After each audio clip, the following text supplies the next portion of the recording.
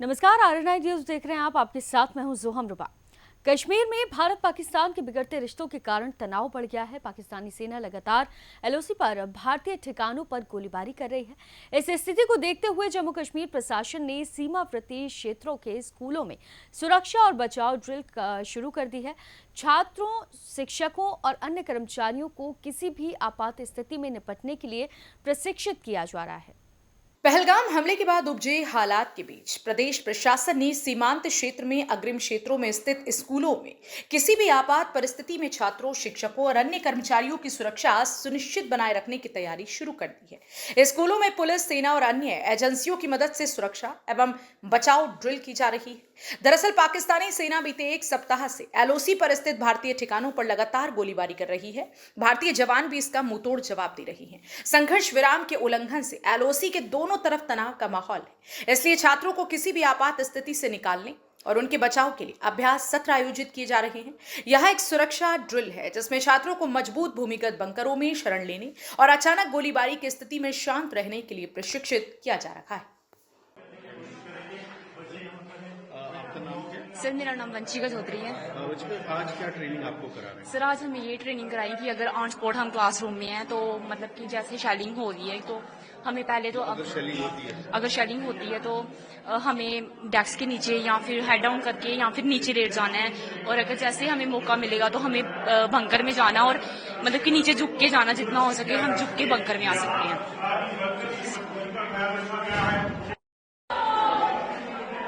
आपका नाम क्या? मेरा नाम रिया चौधरी। मुझे किस चीज की ट्रेनिंग आज मिली? हमें इस चीज़ की ट्रेनिंग दी अगर हमारे मतलब अगर फायरिंग हो भी गई तो हम कैसे अपने आप को बचा सकते हैं। अगर फायरिंग हुई हम डेस्क के नीचे डाउन हो सकते हैं या फिर हम जमीन के नीचे लेट सकते हैं अच्छी तरह, मतलब हेड डाउन करके हम जमीन के नीचे लेट सकते हैं। और जब भी हमें मौका मिले तो हम अपने जो हमारे स्कूल में बंकर बने हुए हैं हम वहाँ पे जा सकते हैं। तो मतलब पूरा सबको ट्रेनिंग दे रहे हैं सारे बच्चे? सबको। अच्छा। तो अभी आपको समझ आ गया, आप प्रैक्टिस भी की आपने, है ना? Yes sir. आपका नाम क्या? जानवी। जानवी, आज किस चीज की ट्रेनिंग आपको दे रहे हैं? सर, आज हमें ट्रेनिंग दे रहे हैं कि अगर फायरिंग हो जाती है तो हम उससे कैसे बचें। आज हमें बताया गया कि जैसे कि फायरिंग हो जाती है तो पहले हमें सीधे नीचे लेट जाना है और अपने जैसे ही हमें अलर्ट करना है, सर हमें अलर्ट करते हैं कि कैसे नीचे लेट जाना है। सब कुछ बताया सर ने, आज बड़े अच्छे से बताया। और जैसे कि सर हमें कमांड देंगे, जैसे ही माहौल ठीक हो जाता है थोड़ा तो सर हमें कमांड देते हैं और डायरेक्ट हम यहाँ मोर्चे में आ जाते हैं। हाँ जी, हाँ, बंकर में आ जाते हैं। तो आप क्योंकि बॉर्डर पे ही रहते हैं तो आपने पहले भी देखा है कि किस तरह से फायरिंग होती है? हाँ, पहले भी देखा हुआ। तो किस तरह से देखते हैं कि इससे आप सेफ रहोगे बंकर में? हाँ, बंकर में हम काफी ज्यादा सेफ है क्योंकि बंकर में काफी अच्छा सेफ्टी होती है। तो इसलिए मतलब आपको पता है कि अगर कहीं भी फायरिंग होगी तो एकदम बंकर में आना है। हाँ।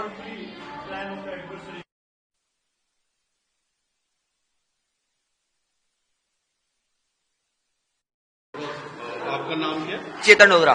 चेतन, क्या आज सिखाया गया स्कूल में? आज सिखाया, ट्रेनिंग हुई है कि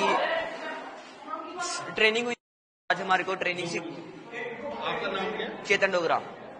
क्या सिखाया गया है आज सिखाया गया है कि पाकिस्तान जैसे सीज फायर करता है वो उससे कैसे बचना है। और उससे बचना है कि जैसे हम क्लासरूम में पढ़ रहे हैं, बाई चांस अगर फायरिंग हो जाती है तो हमको वही लेट जाना चाहिए या डेस्क के नीचे छिप जाना चाहिए।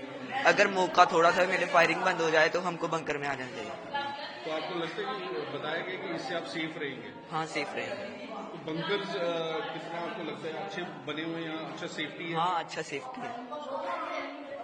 क्या ट्रेनिंग दी जा रही है मैम? देखिए कि ये जो ट्रेनिंग है ये इन फ्यूचर अगर कुछ ऐसा माहौल बनता है तो बच्चों के लिए ये कितना सेफ्टी पूर्वक रहेगा कि मुझे मेरे बच्चों की सेफ्टी भी सोचनी है कि बॉर्डर पे जितने भी बच्चे हैं इनको कैसे हमने सेफ रखा है कि अनप्रेडिक्टेबल है, कभी भी शेलिंग हो सकती है, कुछ भी हो सकता है, इन फ्यूचर कभी भी हो सकता है।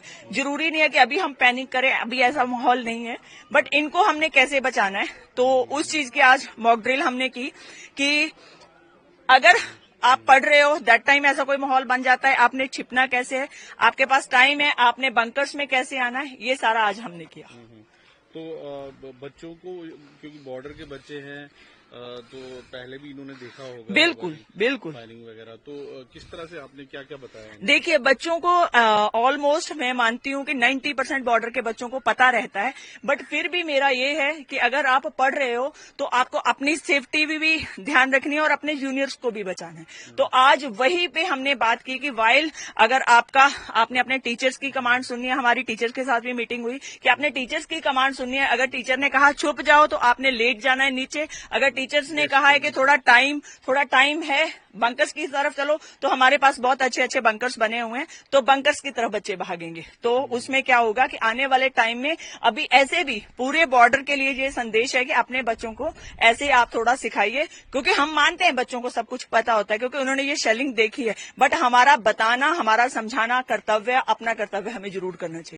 पहलगाम के हमले के बाद उपजे हालात के बीच में प्रदेश प्रशासन ने सीमांत क्षेत्र में अग्रिम क्षेत्रों में स्थित स्कूलों में किसी भी आपात परिस्थिति में सुरक्षा सुनिश्चित बनाए रखने के लिए तैयारियां शुरू कर दी हैं। फिलहाल के लिए इस खबर में सिर्फ इतना ही। आप देखते रहिए RNI न्यूज़।